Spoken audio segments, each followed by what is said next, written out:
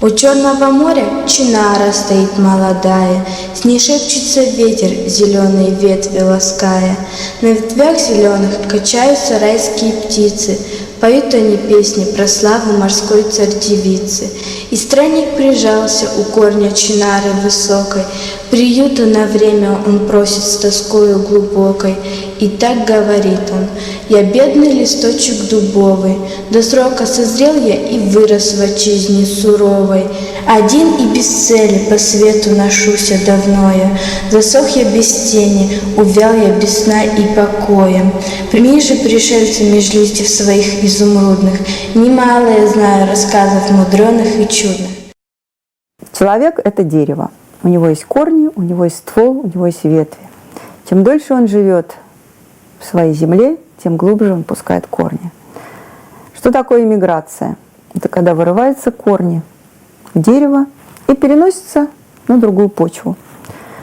Иногда они приживаются, иногда они не приживаются, в зависимости от длины и крепости корней. Что происходит, когда мы переезжаем из родной страны в другую? Иногда, когда я прихожу со школы, хочу сказать моей маме, иногда я иногда употребляю французские слова, потому что я ищу в голове, как это говорится по-русски. Так как я говорю часто все-таки по-французски, иногда я использую французскую структуру фраз, и папа меня все время исправляет. Я начала забывать дни недели, я их путала. На русском разговариваю на дома. Я чувствую себя больше канадским человеком. Бывает, когда долго не пишешь, уже начинаешь писать, это вместо русских букв пишешь английскими. Мы корабли, мы уходим в путь, нас туда зовет тот далекий берег. Мы еще придем, только не забудь нас и просто верь нам.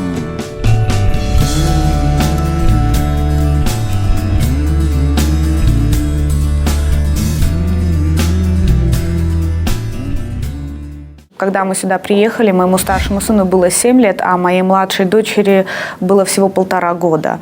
И, как это ни странно, но, в общем, первый язык для моей дочери был вообще-то английским. Хотя везде здесь, кого не спросишь, в местных школах, везде записано, что это русский, потому что мы говорим дома по-русски. Но так получилось, что когда мы переехали, ребенок первые слова сказал здесь на английском. И говорил на английском до 4 лет. И только в 4 года мы начали уже целенаправленно поняли, что есть проблема, и начали целенаправленно учить следующие 2 языка, французский и русский.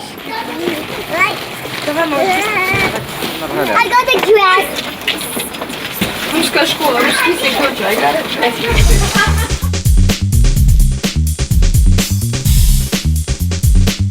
Была совершенно русская семья, и мама, и папа русские, а вот ребенок общался с ним по-французски. Но это тоже бывает, когда вот вся семья живет здесь, в Монреале, в Канаде, в условиях чужого языка, иностранного языка. Мы все хотим как-то побыстрее пройти вот эту интеграцию и начинаем дома говорить не по-русски, а по-французски или по-английски.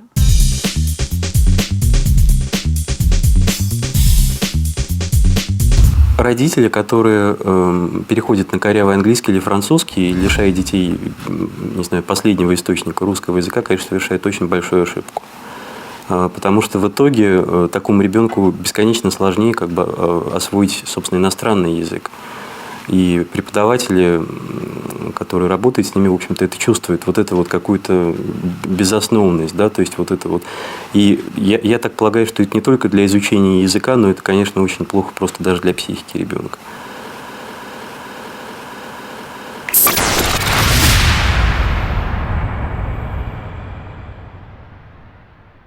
Мы пришли в ужас, наш внук разговаривает по-английски, хотя он нигде не учил, сам выучил по телевизору и по-русски ничего не говорил. Я с ним по-русски, а он со мной по-английски. Я с ним по-русски, а он со мной по-английски. И так со всеми. С папой он по-английски. Родители общаются со своими детьми, в лучшем случае, скажем, 40 минут в день по статистике, когда они их отправляют в школу утром и когда они их встречают из школы и укладывают спать. То есть мы со своими детьми дома общаемся очень мало по-русски. Откуда они возьмут русский язык? Да, они нас слышат, как мы говорим между собой, но все равно они большую часть своей жизни проводят в своей среде с детьми, с учителями во французской, английской школе. У меня один приятель, он с родителями разговаривает на французском, и когда он начинает разговаривать по-русски, на русском языке, слышен очень тяжелый французский акцент, картавая «р» и так далее. Засилие французского и английского, многие термины проще сказать уже по-английски и французски. И как в любой семье, дома работает, пожалуй, только ультиматум. Говорим только по-русски. Дети говорят очень часто «моя папа» или что-нибудь, чем родители не поправляют. Откуда взяться тогда языку? Когда мы проходим род, женский, мужской и средний, этот средний род для них вообще незнакомая вещь. Мышь его что сделала? Нашла мышь женского рода. Они не чувствуют этого. Многие дети, когда они дома говорят «облако мое» там, или «красивое какое», посмотри, какое небо. Они скажут «какая небо». Но если родители не поправляют их дома, я думаю, что это вот никогда красивой, чистой речи они не добьются. И словарный запас, если его не пополнять, если ты не объясняешь, если ты кошку постоянно называешь кошкой или там Люська, наша Люська, они не будут знать слово кот, которое, казалось бы, такое легкое и простое.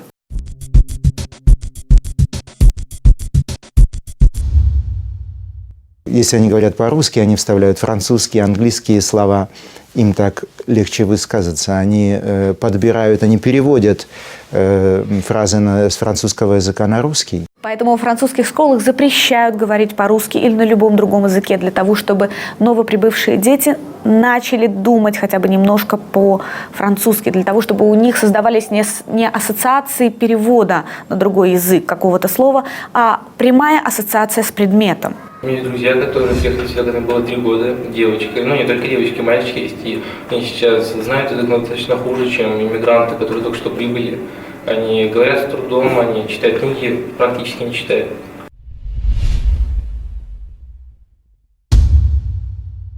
Дети, которые приезжают сюда в 2-летнем возрасте, они испытывают скорее больше трудностей.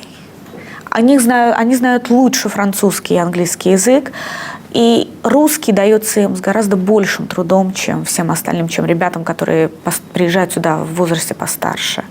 Связано это с тем, что практики у них было существенно меньше в русском языке, и в лучшем случае, родители говорят с ним на русском языке дома, стараясь сохранить этот язык их предков. В основном говорят, если в семье они растут с бабушками и дедушками, они говорят по-русски. И стараются друг с дружкой говорить по-русски. Потом, в возрасте, когда они пошли в местную школу, они уже друг с другом говорят по-французски. И в наших там классах, которые я получаю, это в 11 лет, они друг с другом на переменах говорят по-французски.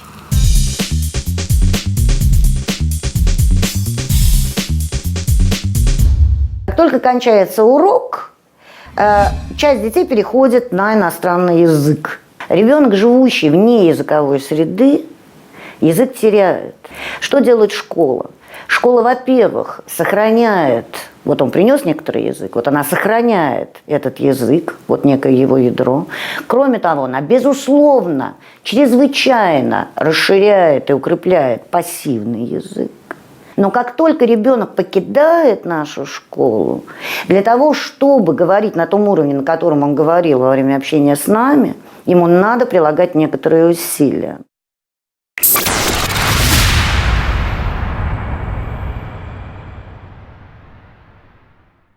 Многие приехали, и родители как бы старались забыть всю ту жизнь и старались детей, наоборот, как бы, чтобы не было соприкосновения.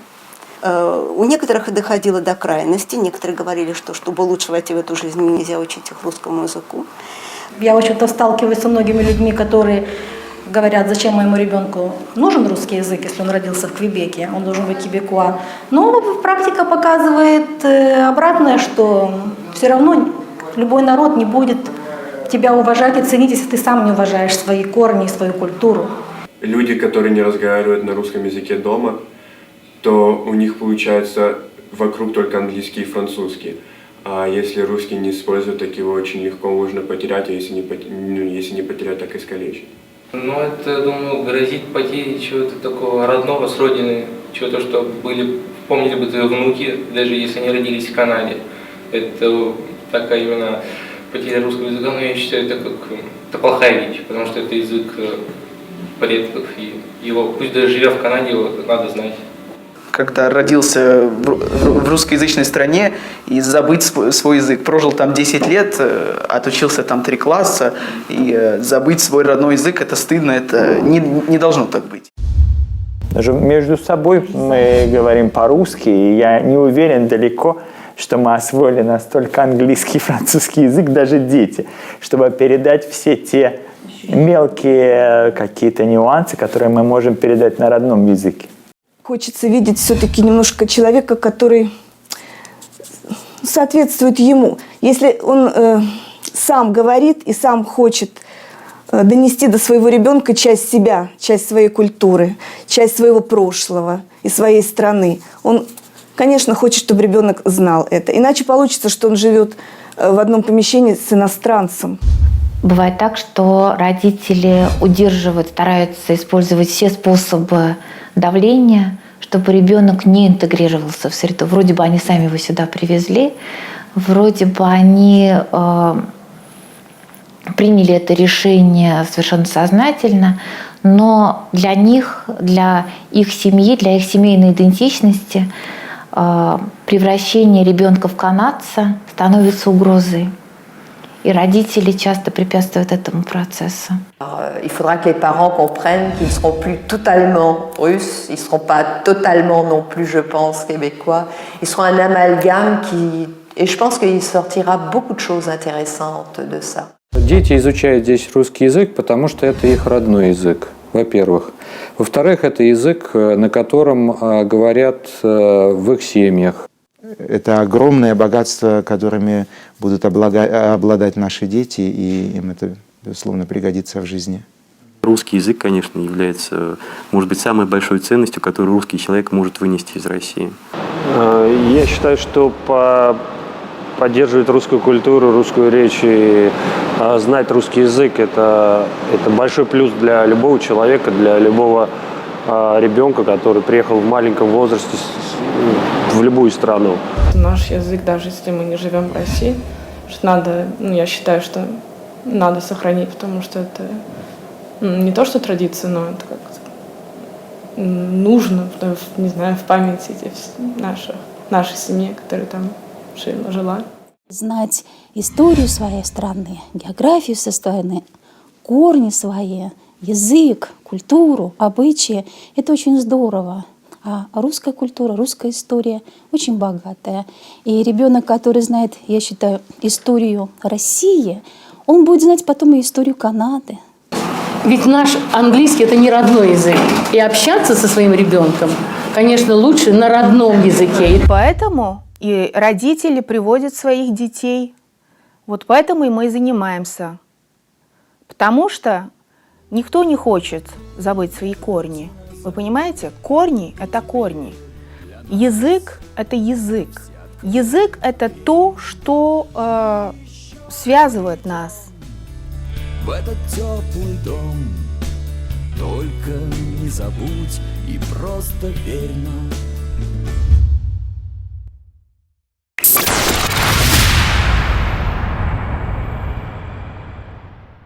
Живя в Казахстане, у нас не было ни одного казаха в семье.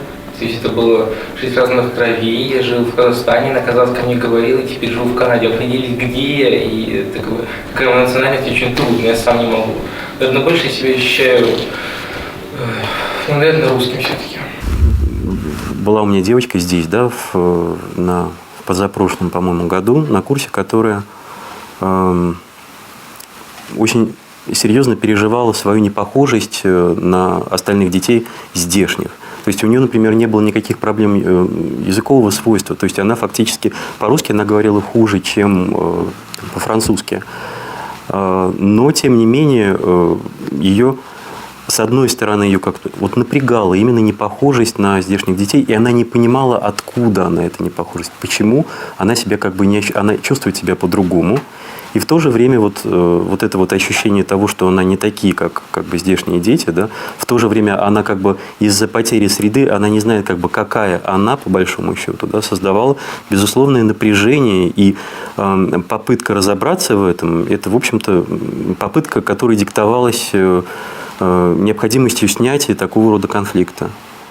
Наши дети, дети иммигрантов, которые здесь в силу разных причин оказались в Монреале, в Канаде, эти дети, они становятся, я бы сказала, североамериканцами по такому менталитету. Это какие-то вот такие уже по-другому мыслящие дети, но души у них русские. Иногда очень приятно видеть даже у детей, рожденных здесь, какие-то элементы любви к русской культуре. Ну, можно сказать, даже патриотичности, то есть вот ценности русской культуры, то, что они так или иначе принадлежат к этой культуре. И вот вроде смотришь, ребенок маленький, родился здесь, вырос здесь, и вот откуда это у него?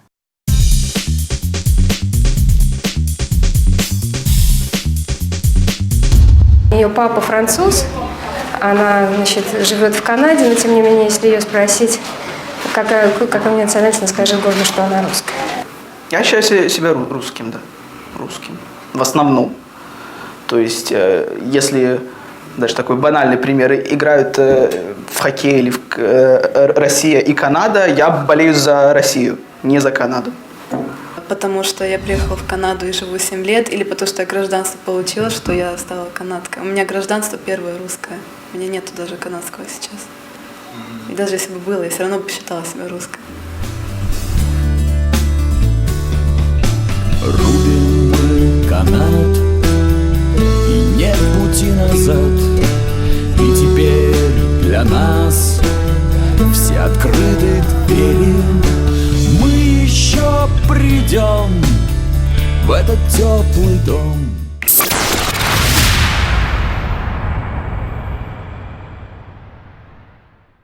Дети, которые приезжают в подростковом возрасте, они действительно очень тяжело переживают иммиграцию, потому что для них это такой вот перелом в их жизни, перелом в их судьбе, и многие из них с этим переломом не согласны. Они отрываются от всего, часто от бабушек с дедушек, к которым они привыкли с детства и которых, естественно, не могут привезти сюда сразу, но в том числе от своей родной среды. Если ребенок приезжает сюда в возрасте 12-14 лет, он полностью меняет свою жизнь, но при этом он еще не взрослый, это подросток. Вот это состояние, я не скажу подвешенное, но состояние очень тяжелое, когда ты чувствуешь, что тебе приходится все начинать сначала. Учить новый язык, приспосабливаться к новым правилам, к новым законам, к новому обществу. Это довольно сложно. Дети в более зрелом возрасте, они чувствуют, что это решение было принято за них, они очень многое потеряли. Они жалуются обычно на то, что у них остались там любимые собаки, кошки, бабушки, то есть что-то такое, что у них теперь нет, это отобрано. Я вообще-то не думала, что мы сюда приедем, как реально, потому что родители говорили мне вот с 5 лет, вот мы когда-нибудь поедем в Канаду, там и иммиграция такое, но так как у нас иммиграция как бы долго все шло и очень нудно, я вообще в это не верила, что мы приедем сюда когда-то. И когда мы сюда приехали, как было интересно, там новая страна, все такое, но все равно вот чувство вот родины и чувство, что вот здесь школы не такие, как там, вот дети не те, вот менталитет даже людей разный. И я как бы не чувствую себя здесь, как у себя дома. Если бы я вернулась бы сейчас туда, в Россию, то, мне кажется, мне было бы более комфортнее, чем здесь. Даже если я говорю по-французски, по-английски, но это не мой язык. Проблемы наших детей не внешние, а не внутренние, потому что, попадая в здешнюю школу, а до этого воспитываясь в семье, как бы семья, корни из России приехали, допустим, недавно, значит, ребенок здесь попадает в среду, которая несколько отличается от той среды, к которой он привык. Подростки впервые сталкиваются с тем, что вот приоритеты в разных культурах разные. И отношение к дружбе, отношение к закону тоже разное. Для русских подростков одно из как бы правил, которым передают родители, это то, что сначала дружба, а потом закон. Да, для здешних подростков сначала закон. И сразу бросать их в холодную воду, во франкоязычную и англоязычную среду, которую они не знают правил, по которым живут местные школы, а ведь правила эти отличаются от русскоязычных школ, от русских, российских школ. Например, одно из правил, которое очень русские родители тяжело переносят, это правило выхода из конфликтов. Да, русские родители считают, что мужчина настоящий, да, он проявляется в кулаках. Да, если тебя обидели, если тебе что-нибудь не то сказали, да, ты должен себя отстоять кулаками. Да, здесь это воспринимается как агрессия, и от тебя может отвернуться весь класс. Поэтому детей учат другими способами выходить из конфликта, с помощью слов.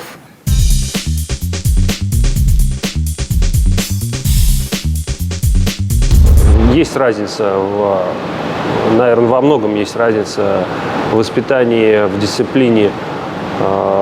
Я считаю, что русские намного дисциплинированнее, наверное, более воспитанные люди, чем те же канадцы. Как я уже говорил, я считаю, что русский народ самый лучший народ, поэтому мы, наверное, сможем выжить в любой стране.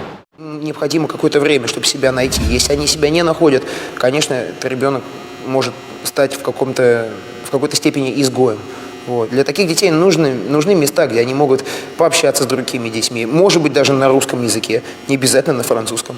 Вот. Найти себе каких-то определенных друзей, хотя бы в сфере русскоязычной, ну а уже со временем, как говорится, интегрироваться успешно и в общество Канады.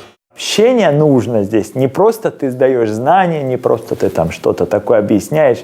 Это еще место, где эти люди что-то приобретают для себя помимо знаний. И это именно общение на родном языке среди людей твоей культуры, твоего мировоззрения. Им это нужно. У всех у них есть друзья во французских школах, или англофоны, или не просто франкофоны, но им хочется в том числе иметь друзей, с которыми можно говорить по-русски. Самые первые друзья, которые у меня здесь появились, это, конечно, русскоязычные, потому что французский я еще не выучил, поэтому приходилось общаться с теми, с кем имеешь общий язык, с кем имеешь общие интересы. Мне кажется, что у русских людей у них больше о семье думают. Ну, это, может быть, я неправильно говорю, но я считаю, что они больше родителей уважают, больше всего традиционно. Это другой менталитет, другой способ смотреть на мир. Это совершенно другое построение характера. Это как-то сложно объяснить, но я чувствую, что они разные. То есть дружба с русскими, с французами или с здешними. То есть я не знаю точно, в чем разница, не знаю.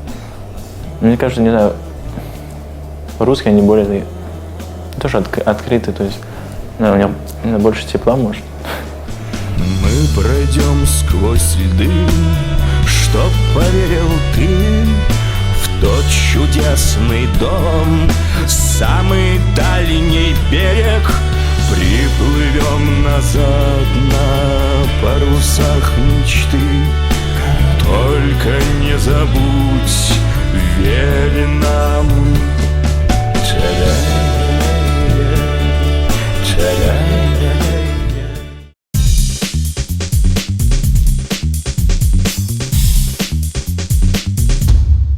L'adolescent russe aime être traité comme un adulte. D'ailleurs, et en particulier les jeunes filles de 13-14 ans sont beaucoup plus matures que les jeunes filles de 13-14 ans d'autres. Ça, c'est clair. Alors là, c'est vraiment clair. Des fois, c'est trop clair, d'ailleurs. Mais foncièrement, ce sont des gens qui aiment ça qu'on les traite comme des adultes, qu'on parle comme des adultes. Ils n'aiment pas être traités comme des bébés. Ça, j'ai remarqué.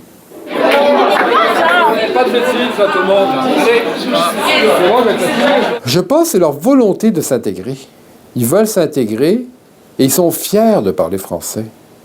C'est un plaisir d'ailleurs quand on les rencontre, ils sont polis, ils sont bien élevés, ils sont courtois, ils travaillent fort et ils sont très bons en mathématiques. La géographie, l'histoire, c'est une passion chez eux. Les mathématiques, c'est culturel. Et l'apprentissage d'une langue, c'est très aisé. Ils apprennent très rapidement. Moi, c'est comme ça que je le vois, parce qu'il n'y en a jamais qui, je veux dire, parle pas russe. Ou alors, s'ils parlent russe, c'est quelque chose de très intime, qu'ils ne souhaitent vraiment pas qu'on comprenne. Ça peut arriver. Quand un Russe fait une déclaration d'amour à une Russe, généralement, il ne le fait pas en français, dans l'intérieur du collège, en tout cas. Bon.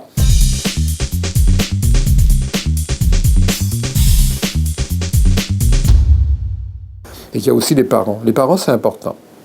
Extrêmement important, parce que c'est eux, finalement, qui vont donner l'amour de la lecture, qui vont donner l'amour de l'écriture, d'une certaine forme de vision de la société.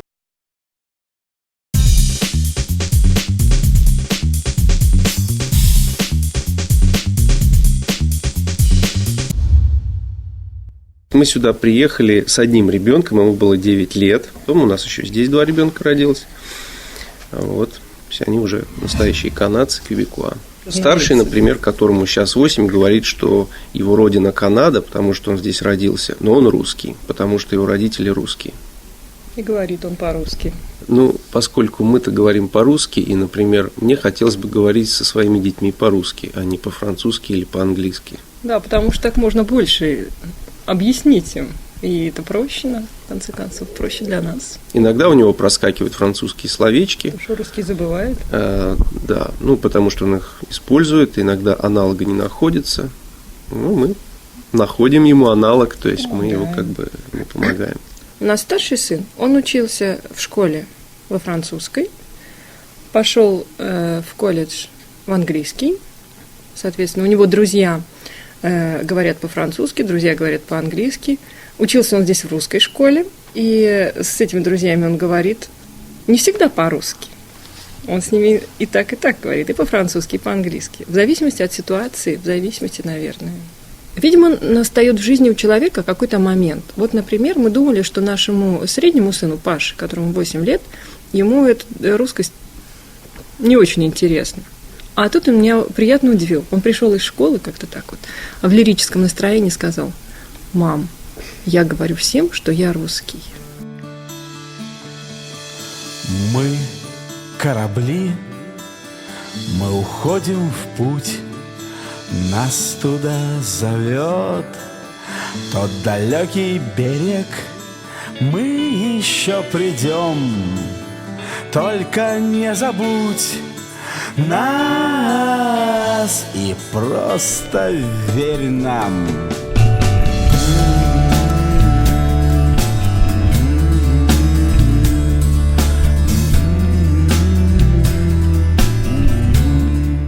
Дома мы говорим на 3 языках сразу же, потому что с Натальей нам проще говорить по-английски, с дочками я говорю по-русски, а Наталья говорит по-французски, потому что мне говорить по-русски проще с дочками, а Наталье, соответственно, проще говорить по-французски.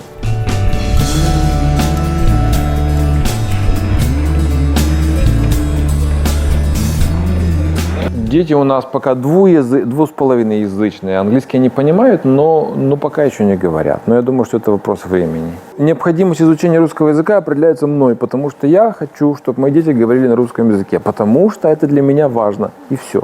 I support him in that.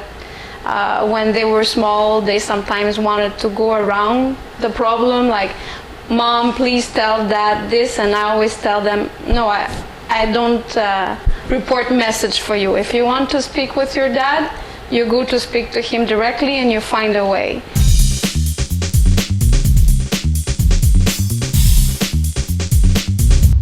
Живу я во французском пригороде, садик по-французски, школа по-французски, друзья по-французски, бабушки, дедушки по-французски, мама по-французски, по-русски остаюсь только я. Это, в общем, довольно большая работа. Заставить детей выучить язык, который не есть, так сказать, натуральный для них. Потому что дети всегда выбирают самое простое, что им нужно, а самое простое для них это французский, естественно. Я им все время втолковываю, что они должны видеть мир по-другому немножко, потому что они, во-первых, французские девочки, а во-вторых, они русские девочки. Или наоборот, русские, а потом французские, неважно. Они одновременно и те, и другие. Yes, I would say they're very open-minded, maybe more open-minded because they're, you know, in their environment there's different cultures and there's different languages. So it's like at home there's Russian, French, and there's also English because me and Alex speak English. So they're very open and interested in different things, and I think it's good for their mind. It makes them see the world in a bigger scope. Меня с ним познакомила подруга. Он учился в Москве, в ветеринарной академии. Вот, собственно, это было уже давно. В этом году 18 лет.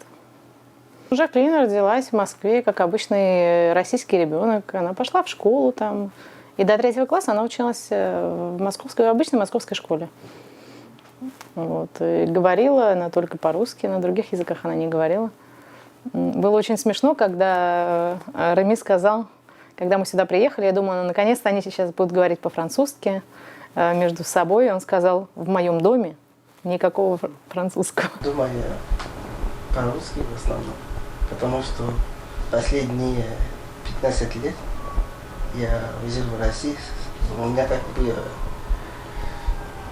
у меня быстрее получается думать по-русски, чем, например, по-африкански или по-французски.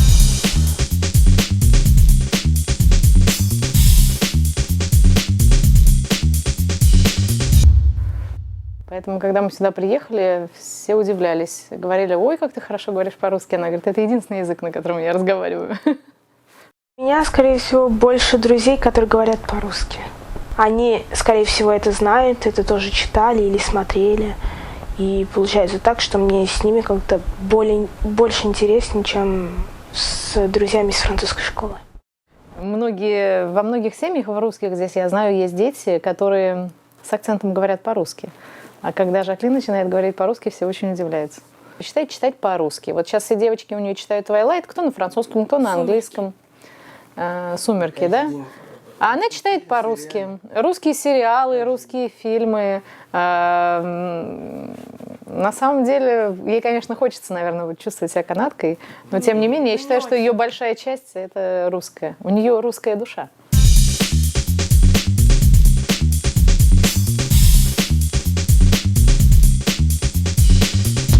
В Квебеке очень много детей усыновляют, из России усыновляют немного, потому что это, пожалуй, самая сложная страна для усыновления. Но, тем не менее, за эти годы порядка 500 детей мы привезли сюда.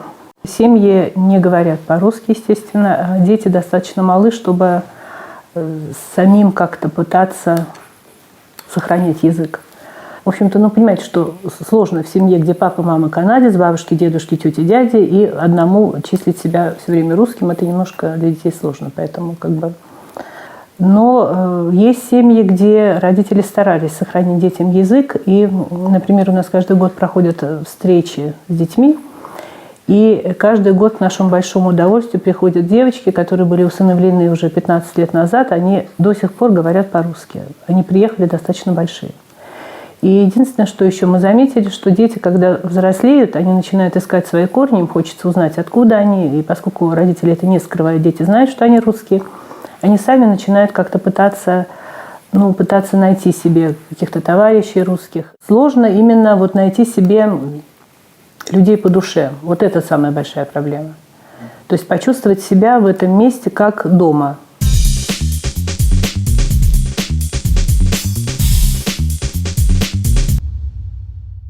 Каким образом мы можем сохранить язык у наших детей? Наверное, существует много способов. Наверное, одним из самых очевидных является чтение книг на русском языке, занятия с бабушками, дедушками, если такие присутствуют, посещение различных кружков, спортивных, культурных, театральных, которые ведутся русскими специалистами и которые дают и родителям уверенность в том, что ребенок в надежных руках, и детям возможность не только поддержать русскую культуру, лучшее, что в ней есть, но и язык сквозь предмет, которым они занимаются.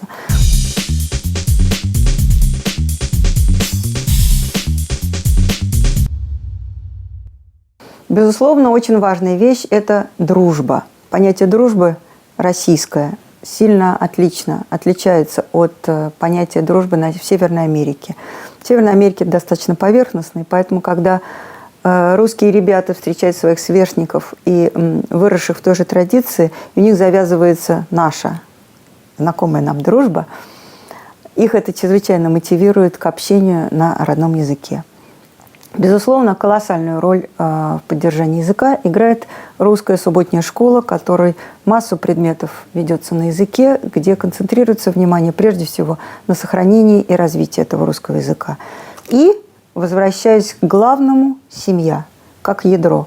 Как мотивирована семья, как она сохраняет свои традиции, так и развивается в последующем ребенок со своим многоязычием, где доминантой является родной язык. И вообще не понимаю, почему вы еще здесь? Мы вас с собой на праздник приглашать не собираемся. Нет другой среды более действенной с точки зрения изучения языка, чем театр.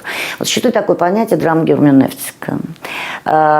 Драма-герменевтика – это вот вы вытаскиваете из ребенка все, что ему хочется показать в роли, внутри роли. Основная задача была, да, вот дать возможность выразить себя на русском языке внутри театра. Вот это очень важно. Театр двигает вперед язык. Театр, в театре в ребенка врастает интерес к интеллектуальной деятельности человечества. Даже если прежде он особенно над этим не задумывался. Мы корабли, мы уходим в путь, нас туда зовет тот далекий берег, мы еще придем, только не забудь нас и просто верь нам.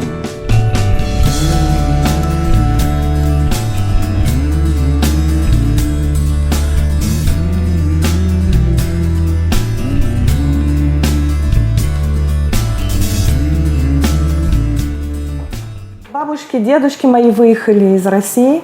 Со стороны мамы моей они выехали во время революции, а со стороны папы это сталинская эмиграция. Когда они приехали во Францию, все эти семьи, они записывали своих детей в гимназию русскую. Потом они общались вокруг церкви. И были очень такие тесные, в общем, они дружили только с русскими. Они были грустными всю жизнь, потому что они что-то выбрали для всех своих детей, внуков и так далее навсегда. Я очень рада, что дети мои заинтересованы вот русской литературой, когда какие-то там по телевизору показывают какие-то там спортивные ивенты, они всегда смотрят, всегда переживают за русских. Так что все-таки что-то есть в душе. Но что будет после них, вот это я не знаю.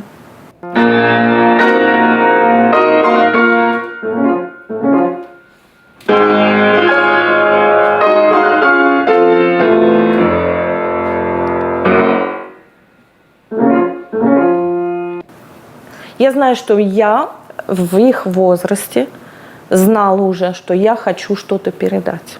И что замуж я выйду только за человека, который этого поймет. И у нас был такой договор, уже разговор, когда мы встретились, что если будут дети, то я обязательно буду с ними по-русски только говорить, потому что это вот точно, когда рождается ребенок, вы в этот момент понимаете, какая у вас душа и какой ваш язык. Так что я с ними всегда читала по-русски книги, всякие классики. Потому что, конечно, в какой-то момент, если мать работает, отец француз, дети ходят в французскую школу, то сохранить язык очень тяжело. For some kinds of things they are Russian, for another kind of things they are French.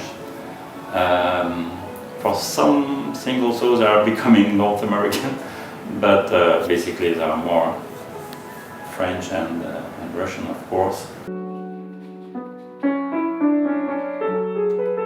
Меня воспитали в русской среде, так что учили мы русский язык дома, культуру мне передали родители. Рецепт получился такой очень интересный. русская душа, а французское воспитание. Они международные, потому что я в одном убеждена. Это то, что когда ты продукт вот такой эмиграции, какой бы она там ни была, русской или другой, то в какой-то момент ты ниоткуда. Ты просто человек с разными какими-то там культурами, знаниями. Получается, что ты знаешь несколько языков.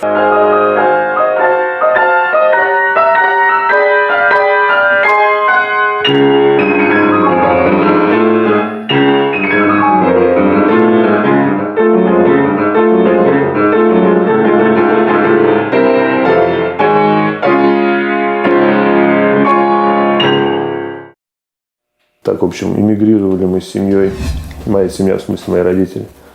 Но потом я приехал в Москву обратно заканчивать школу на год примерно. И в 96-м уже приехал сюда окончательно жить.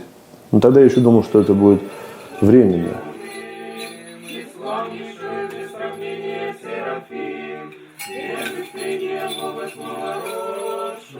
Все равно в сердце народа жила вот эта вот тысячелетняя религиозность, тысячелетняя духовная печать, что ли. И люди приезжали и, естественно, стремились в церковь. Другого места не было. Были какие-то организации, но вот церковь очень сильно... В то время вокруг церкви были школы. Я знаю нескольких людей, которые даже не дети иммигрантов, а внуки иммигрантов. Но говорят они совершенно на чистом русском языке, без малейшего акцента. Это благодаря церкви. Вот как некоторые пытаются ассимилироваться, некоторые пытаются адаптироваться, некоторые пытаются как-то войти в здешнюю жизнь, но даже пытаются это как-то, не дав себе отчет, в каком качестве они хотят войти в нее. То есть быть как местные, быть как свои, кому свои, то есть свой среди чужих, или тогда есть большой риск стать чужим среди своих. И вот слава Богу, что благодаря церкви в итоге я избавился совершенно от этих вот комплексов, которые иногда возникают, и возникали у меня в том числе боязнь своей русскости, потому что русскость какая-то была, она была связана с той же советскостью. А советскость, она какая-то, такое за грубое слово, простите, пошлая.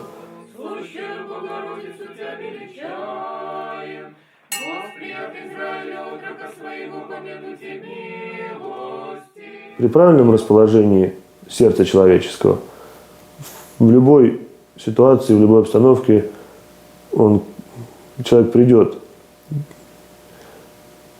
к правильному. Дети наши себя именно русскими ощущают. Не российскими, не российско-федератскими, не советскими, а именно русскими. А Русь это же народ. Как еврейский народ, он везде народ один. Будь то в Австралии, если создалась русская община. Вот русский народ. Жизнь народа – это что-то более глубокое, более высокое, чем земля. Животные свою землю метят. А для человека должно быть что-то более глубокое и более защищенное, что ли. То есть землю могут отнять, а свою принадлежность народу ты можешь только сам отдать.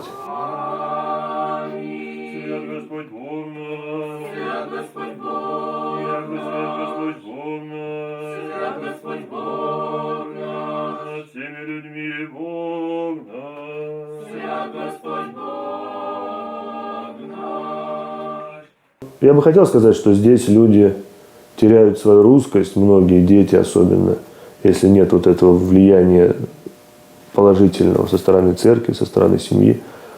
Но у меня такое, я, к сожалению, давно не был уже в России, но у меня такое впечатление, что и там они ее теряют. И как вот моя дочка, например, она, когда мы говорим, что может мы поедем когда-нибудь в Россию, она говорит, неужели там все по-русски говорят? Ой, как я хочу в Россию. Вот. То есть здесь, в Канаде, она научилась любить Россию. Научилась ли бы она любить ее там? Не знаю. Большой видится издалека. Во всяком случае, мы смогли привить любовь к ее отечеству. Вот. Поэтому на детей Канада, конечно, на всех по-разному. Вопрос о том, кто я такой. вопрос о культурных корнях, вопрос об опоре, о стержне, который нас держит во всем этом культурном и языковом многообразии огромного мира. И для того, чтобы этот вопрос себе уяснить, люди стремятся сохранить свои культурные традиции и передать их по наследству детям.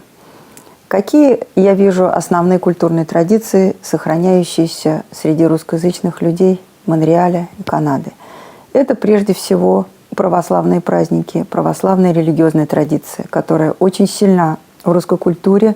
Она просвечивает и сквозь литературу, и сквозь бытовые праздники, и которая помогла выжить и первой русской миграции, белой миграции, и помогает выжить и на сегодняшний день очень многим нашим соотечественникам. И, безусловно, обычные, родные нам, любимые, близкие русские советские традиции. Например, праздник 8 марта, женский день. Например, 9 мая, праздник, святой праздник, праздник памяти о тех, кто помог завоевать победу и нашу свободу. И, конечно же, теплый, веселый праздник Нового года, который не празднуется в западном мире, и если празднуется, то совсем не так, как у нас, и который позволяет устраивать новогодние елки в русских субботних школах и приглашать туда детей повеселиться, посмотреть на Деда Мороза, Снегурочку, получить свой новогодний вкусный шоколадный подарок.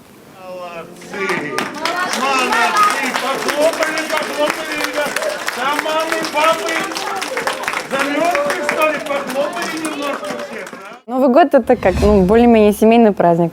Приглашаешь друзей. Кто друзья? Друзья все русские, русскоговорящие, я уже не буду, все украинцы, так сказать, но все одинаково празднуют, правильно? Ты же не то, что ты уехал, все, ты забыл навсегда то, что там было, и ты же возвращаешься там и летом, и друзья еще остались, одноклассники, и бабушка с дедушкой. Там это было счастье. Делай, что хочешь, там никого нет, правильно, бегаешь по полю там босиком, как попало. Это было счастье. Вот это для меня до сих пор осталось, не хватает. Дом для меня Россия. Дом для меня Россия, но не знаю, как жизнь повернется дальше. Я бы очень хотел опять туда вернуться. Плюс интерес вообще ко всему, что происходит в России. То есть, начиная с фильмов, новости, все, что... То есть, прежде чем я смотрю новости канадские, я всегда смотрю новости российские как-то.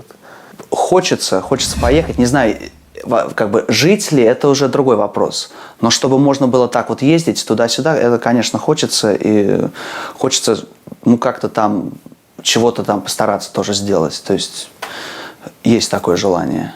Мы ездили несколько раз летом.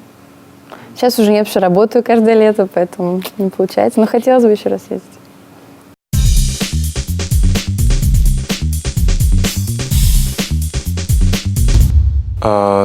Приехал, учился в школе здесь пару лет, потом в колледж, потом в университете, потом опять в университете. Вот сейчас заканчиваю, хочу заниматься режиссурой театральной.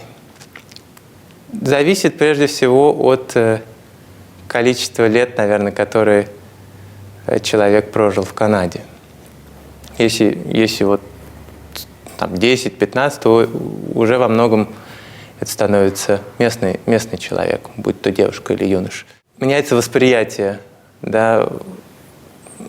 того, какая должна быть пара и какие должны быть отношения между мужчиной и женщиной. Меняются требования.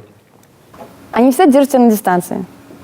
То есть даже если ты вроде хорошо и знаешь, у меня некоторые знакомые подруги были еще в школе, 5 лет мы с ними учились, и за 5 лет всегда чувствовалось как-то, да, мы с тобой хорошо общаемся, да, нам весело, но всегда какая-то есть вот эта дистанция. Неважно, как это было, у нас были очень хорошие отношения, но все равно вот это было. Другой менталитет, другие привычки, другой подход в некоторых случаях. Конечно, разница есть. Она ощущается, то есть русский человек и там канадец. На психологическом уровне есть это, на уровне того, как с какими-то событиями, как разбираешься, как что ли решаешь проблемы. Это очевидно.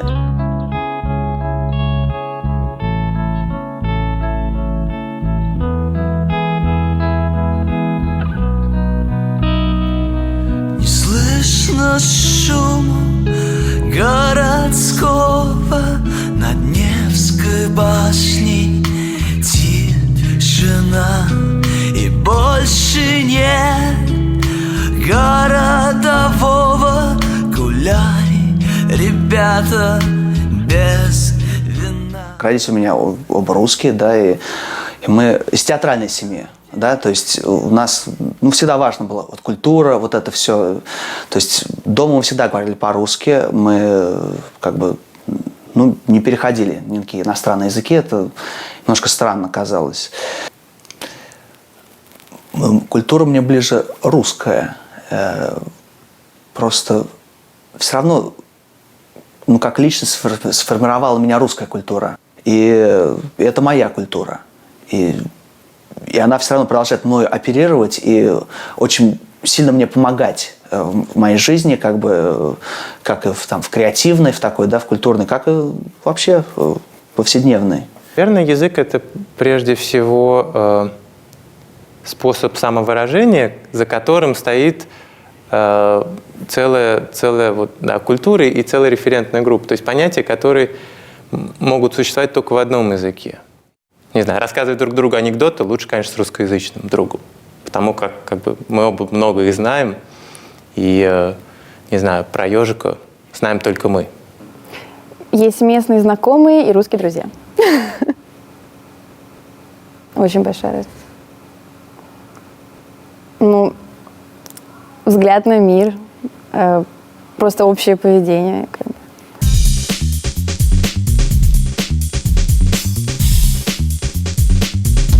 Я приехала в очень хорошем возрасте. 7 лет с половиной – это, с одной стороны, возраст вполне детский, когда легко привыкаешь, легко учишь новые языки, а с другой стороны, это все-таки возраст сознательный. Мама с самого начала делала все, чтобы я язык сохранила. Бывает такая ситуация, посылают подростка с родителей сюда на несколько лет в интернат, в школу, да, где он общается только по-французски и английски, а с родителями общается, там, допустим, раз в неделю по имейлу. Но это крайний случай, но такое бывает. За 2 года у него русский язык значительно ухудшится, а за 10 лет он исчезнет. Но если родители не прикладывают руку, все дети теряют автоматически. Если родители не будут заставлять, сколько раз уже видели в школе даже, просто потому что ты приводишь ребенка в школу, не значит, что он будет потом искать русских друзей вне школы. Если он не будет общаться с русскими детьми, он теряет язык автоматически через пару лет. Я не боялся потерять своего «я». Я боялся забыть русский язык, забыть русскую культуру немного. Я знаю нескольких людей, которые приехали сюда, перестали общаться на русском почти, либо только с родителями. И потом, например, медленно стали квебекуями. Я не могу от русского отказаться, и как бы канадцем я не казался в общении с своими ребятами, все равно в какой-то момент у меня это как бы русское выскакивает, а что ты там врякнешь, и то есть даже скрыть, даже если хочешь, не скроешь. У меня такое ощущение, что русский народ не то что патриот, но очень близкий к своему страну, к своей стране. Mon intérêt pour la culture russe vient de ma rencontre des Russes. J'ai découvert ici l'hospitalité et la générosité des Russes. C'est-à-dire que me retrouvant dans ma ville avec tous ces nouveaux amis, ces copains russes, j'avais l'impression d'être accueillie, moi, d'être complètement adoptée par la communauté russe. Когда я говорю по-русски, я немножко другой человек, чем когда я говорю по-английски. А когда говорю по-английски, я немножко другой человек, который отличается от меня самой, говорящей по-французски. В принципе, я себя, конечно, ощущаю канадкой. То есть, во-первых, потому что я здесь выросла. Но главное, потому что этот ярлык легко включает в себя все остальное. Я больше себя чувствую как в длительной командировке. То есть вот нахожусь здесь, потому что надо, потому что родственники так выбрали. То есть я сюда приехал как чемодан. Везде есть свои прелести. Но как бы я и канадец, и русский. Когда играет Канада с Россией в финале, как бы, конечно, я болею за русских. В Канаде чаще всего, в Канаде, в Монреале, в Квебеке, я чаще всего ощущаю себя русским. А вот когда куда-нибудь еду, там, не знаю, будь то в Европу или в Америку, то по-разному. Иногда хочется представиться канадцем, как бы. Я ощущаю себя русской канадкой. Вы знаете, почти 16 лет тому назад я приехала в Канаду. И поняла, что я не переживу того факта, что у моего ребенка исчезнет русский язык или как-то обеднеет. И через полгода открыла русскую школу грамота. Все эти 15 лет школа шла непроторенной дорогой. Школа придумывала, меняла и усовершенствовала модель русского образования для детей, которые живут вдали от Родины. И на сегодняшний день можно сказать, что самый удивительный итог этой школы – то, что у нее есть выпускники. Дети с английским, французским и русским языком в равной степени свободными, литературными, красивыми. Дети, у которых есть своя культурная идентичность. Они себя осознают, безусловно, принадлежащими русской культуре. И они себя, безусловно, причисляют к той категории, которую я бы назвала русскими канадцами. Это дети нашего будущего, это дети всей мировой цивилизации. И это наша гордость. Мы корабли, мы уходим в путь, нас туда зовет тот далекий берег. Мы еще придем, только не забудь нас и просто верь нам.